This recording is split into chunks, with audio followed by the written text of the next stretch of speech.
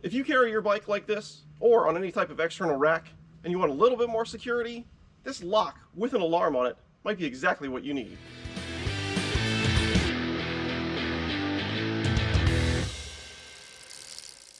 So this is how I transport my bike, just in the back of the truck, tailgate pad, throw it on. It's quick, it's easy, it's pretty secure, it doesn't move around too much. Now if I'm just going to the trails and back, anything simple like that, a basic lock like I have here, no problem.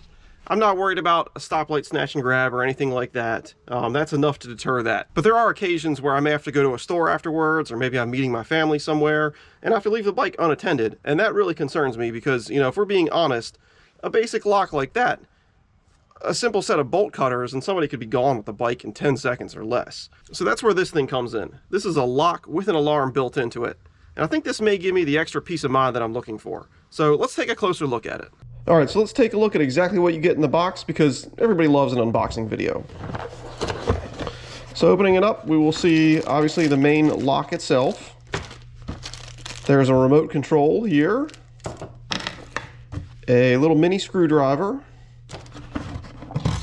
and then of course some instructions. Okay, so in these instructions it tells you the basic features: keyless, password, and remote lock and unlock. Basically that means it's a keyless whether you do the password or the remote, whereas it actually sounds kind of like three things the way they wrote it. Vibrating or removing the lock activates the alarm. Obviously that's the thing that I'm really interested in, anybody just tampering with it in general, I want the alarm to go off. Cutting the cable or removing the battery cover activates the alarm, that's good too. 3 times wrong code activates the alarm, that's good too. 110 decibel alarm sound, 4-digit passcode that you program.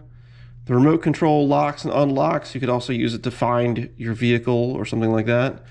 3 AAA batteries go inside here, they are not included. It says it's IP55 waterproof, although some reviews on Amazon will say that is not the case. And then it also has just some information about multiple locks, pairing with more than one remote, things like that. That's not relevant to me. All right, well, let's get this thing open and put the batteries in it. So there are 2 screws that you undo here to put your batteries in. And I'm hoping this doesn't make an awful noise once the batteries are installed. Okay, 1 little beep, not bad. Cover back on. Now this label on here is written really strangely, but basically it says that it's not going to work unless you put these screws back in. Now in the instructions it said that 1, 2, 3, 4 is just the default code, so I'm going to go ahead and just enter that in right now. I guess you go 1, 2, 3, 4, lock. Okay, and it's locked. I actually heard a little motor or something happen up here. So we'll go 1, 2, 3, 4, unlock. Same little motor sound. Push that button, and it's unlocked. All right, so that's pretty easy. But the other thing that comes with it is this little remote control, which I'm hoping this has batteries in it. We'll find out. Let's put this back in here, set it down. Okay, locked.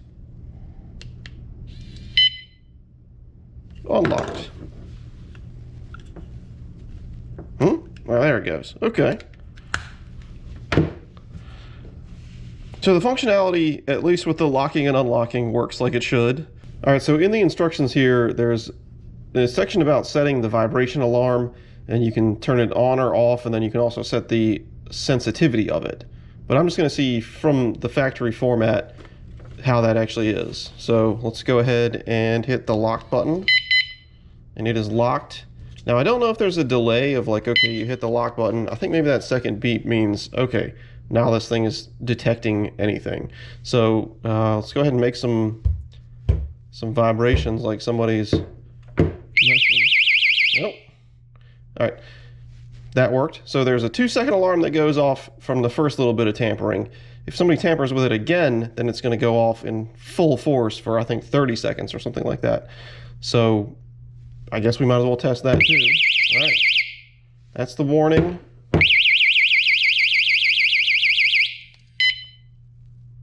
And that was me just unlocking it because it would have kept on going off for sure. So this thing seems to be working pretty good. I don't know what sensitivity it's set at. That's maybe seemed like I had to jostle it a little bit more than I should have. So I may mess around with that a little bit. But all in all, everything seems to be working just like it should. Now, one thing I almost forgot to mention too is there is no manual key entry to this anywhere. So if the batteries die and this thing's locked, it's staying locked. If there is some sort of malfunction within the electronics on the inside of this, it's also staying locked. And you're going to become the bike thief of your own bike because you're going to have to cut this cable and this whole thing's going to be trash after that. The other thing that I don't like about it is that the cable is just not long enough to use it how I like to. So I like to have my bike in the second slot. If it's over in the first slot, like you can see here, it covers up the brake light. And I really don't want to get rear-ended in general, but I especially don't want to when I'm carrying my bike. So instead, I'm just going to use this as a secondary lock to lock the wheel to the frame. That way, if somebody cuts the main lock, they're still going to have to cut this one too in order to ride off with the bike. Now, for being 100% honest, if somebody is determined to steal your bike, they're going to find a way to do it. 2 locks, 3 locks. If they don't care and they really want that bike, they're going to make it happen. But at least with this, it's going to give me a little bit more peace of mind, and I think it's going to at least deter a lot of potential criminals. If you're interested in getting one of these, it's about 40 bucks on Amazon, and I'll leave a link in the description to the one that I got. It's not perfect, but I think it'll do what I need it to do, so I'm pretty happy with it. Thanks for watching this video. If you've got some other tips on how to keep your bike safe, leave them in the comments below. Give me a thumbs up, and think about subscribing to the channel, and I will see you next time.